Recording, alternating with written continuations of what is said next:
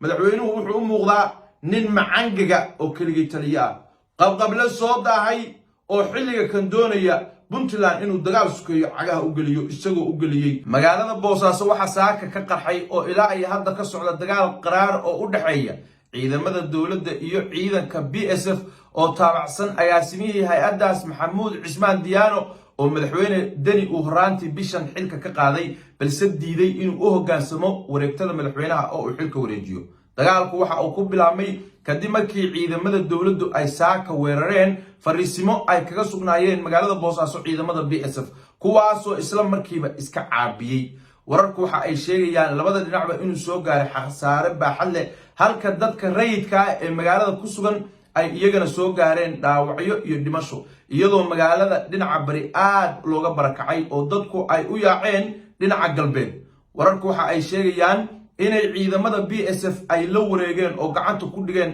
3 gaari oo laba kamid ay saaran yihiin qoryo culus halka gaari ciidamada dawladda ka tirsan uu iskii ugu galay ciidamada BSF waxa ay duqeeyeen maanta xarumo dawladda muhiim u ah oo ay kamid yihiin xaruntii madaxtooyada saldhigga dhexe dekada iyadoo xaafadaha qaarkood ay ku dhaceen hoobiyayaal habow ah dhinaca dawladdu waxa ay sheegayaan inay weerareen oo ay hareerayeen ciidamo falaaga ah oo BSF ku haray iyagoo ku eedeeyay dawladda Soomaaliya ciidamadeeda gaar ahaan cutubyada gorgor inay gacan siinayaan BSF waa shiina culay oo doonaya warbixin kooban inuu idinka siiyo dagaalka ka socda magaalada Boosaaso waxaan ka codsanayaa muuqaalka inaad sii share gareysaan channelkayga YouTube subscribe soo saartaan page-kayga Facebookna follow soo tirahdaan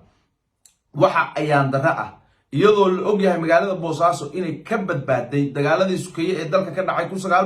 1991 inuu maanta ka socdo dagaal sukeeye iyadoo lagu jiro 2021 waxa loo aanaynayaa dagaalada maanta magaalada Boosaaso ka socda siyaasadda madaxweyne Deni oo runtii ah mid guracan dadka reer Puntland aysan mahadin madaxweynuhu wuxuu ku caan baxay waxyaabo si xeelada loo xallin jiray inuu mar walba door bido inuu xoog ku xalliyo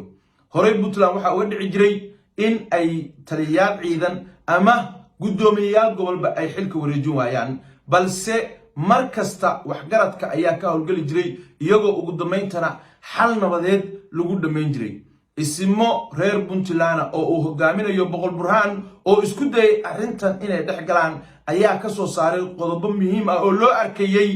in labada dhinacba ay ku kala badbaadi karaan reer Puntland ay ku kala nabadgeli karaan laakiin sida lala socdo madaxweyne Deni ayaa qodobadaasi laalay saaka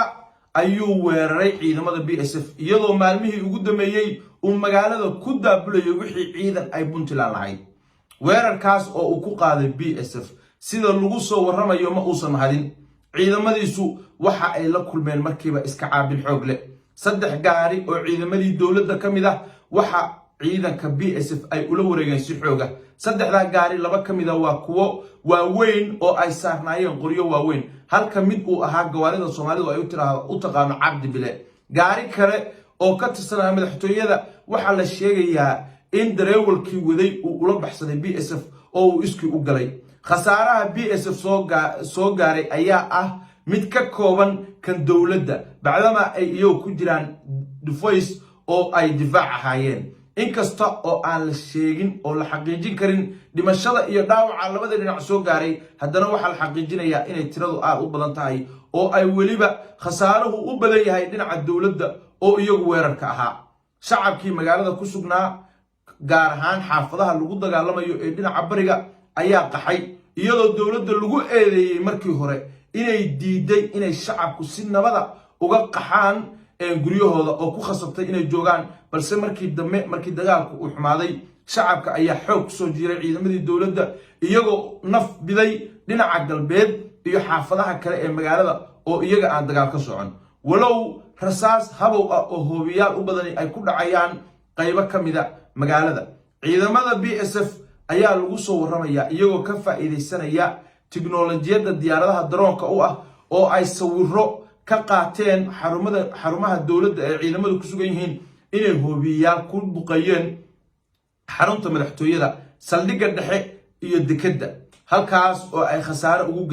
ugu geysteen ciidamada dawladda BSF waxa ay iyadu weli dhufays kaga jirtaa xarunteeda iyo fariisimihii ay hore ugu sugnaayeen iyadoo dowladdu ay sheeganayso inay go'doomisay isla markaasna laga yaaboba inay saacadaha soo socda ay soo afjarto weerarkaasi walow sheegashada dowladda iyo xaqiiqada dhabta ah ee banaanka taala ay aad isu khilaafsan yihiin duqa magaalada Boosaaso oo ah xubin ka tirsan golaha wasiirada ee madaxweyne Deni oo warbaahinta dowladda la hadlay waxa uu sheegayaa in dagaalka ay qayb ka yihiin ciidamada gorgor ee ka amar qaata dowladda federaalka ah walow sheegashadaas aan la cadeyn karin loona maleeyay warku turkuteena bacdama la hubo ciidamada dowladda federaalka ah inay adag tahay inay u talaabaan dhinaca Puntland wararka kale waxa ay sheegayaan khasaarada dhinaca shacabka soo gaaray inuu badan yahay dadka shacabka ahi waxa ay eedeynayaan madaxweyne Deni oo la leeyahay dagaalka waa laga baaqsan karay haddii madaxweynuhu uu si miyir ah ku eegi lahaa horey ayay u dhacday in agaasimihii hore ee hay'adda BSF oo xilliga loo aqoon jiray BIS oo ahaa allaha u naxariistee Cismaan Diyaano oo dhalay agaasimaha hadda xilka diiday inuu wareejiyo inuu xilligiisii 2009kii uu ka dhiga adeegay inuu xilka wareejiyo kadib markii uu xilka ka qaaday madaxweynaha xilligaas ee Puntland Cabdiraxmaan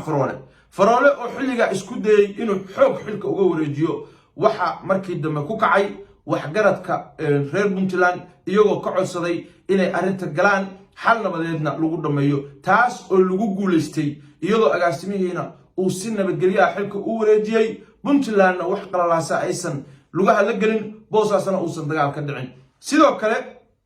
qayb ka mid ahayd hay'adda BSF oo la oran jiray BIA oo madaxweyne Faroole oo ka saaray agaasimihii xilka hayay oo lagu magacaabi jiray Cabdiyare ayaa isagana waxa xilka ka qaaday madaxweyne Cabdiweli Maxamed Cali Gaas Cabdiyare waa uu diiday inuu u hoggaansamo xilka qaadista Gaas isaga iyo taliye ku-xigeenkii xilligaas ee booliska oo isna madaxweyne Gaas uu xilka ka qaaday oo lagu magacaabi jiray General Muxidiin waxa ay ciidamo ku urursadeen deegaanka Qarxis ee ka tirsan gobolka Nugaal madaxweyne